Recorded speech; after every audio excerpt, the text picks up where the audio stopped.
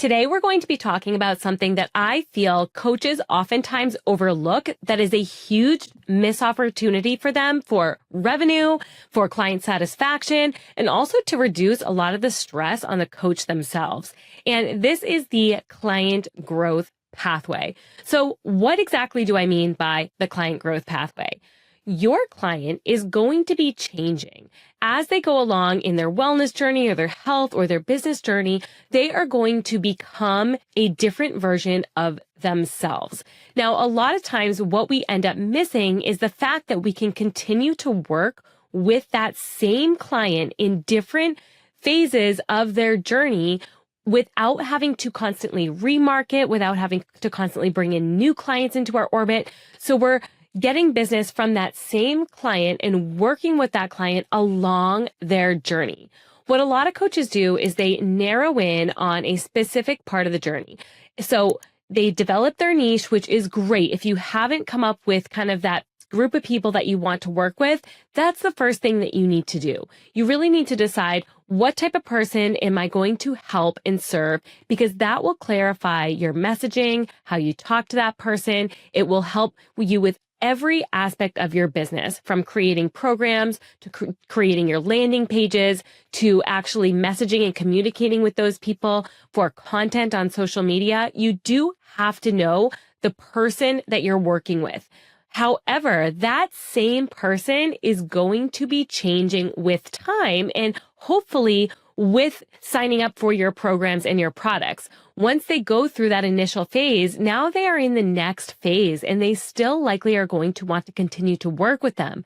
But if you have no way of continuing to help that person, you're going to lose out on business, you're going to lose out on that relationship, and then they're going to go ahead and find a different coach to work with.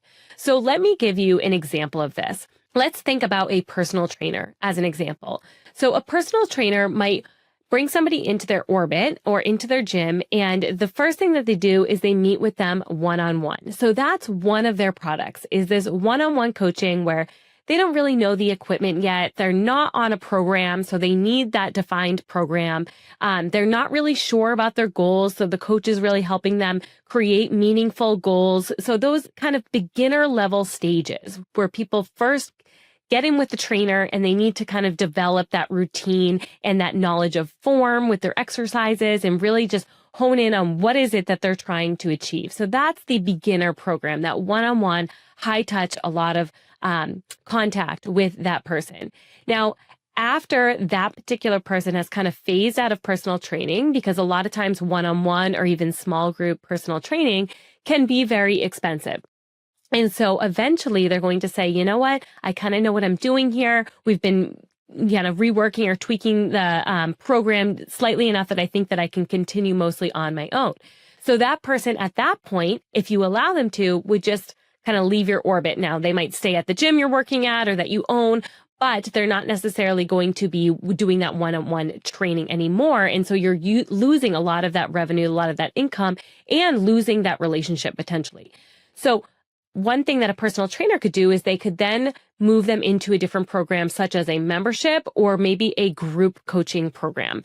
So from that point, they move them into the membership where they're just signing up for group classes or paying to come to the gym itself, or they are meeting, in a larger group and working that way to develop more of their skills, build their strength, and work towards their goals. So that would be the next level program in their journey. So they've gone from more of that beginner stage at the gym. Now they're moving into the next stage. It's still the same type of person. Remember, this could be, your sector could be something like, women who are, older than 40, or it could be more athletic performance, right? Those are different types of people, but we want to focus on different parts of their journey for those different types of people. So you narrow in on your type of person, and then you follow them through the different parts of their journey. So those are the first two products. So we start them with the one-on-one coaching, and then we move them into more of a group program or a group classes or membership program.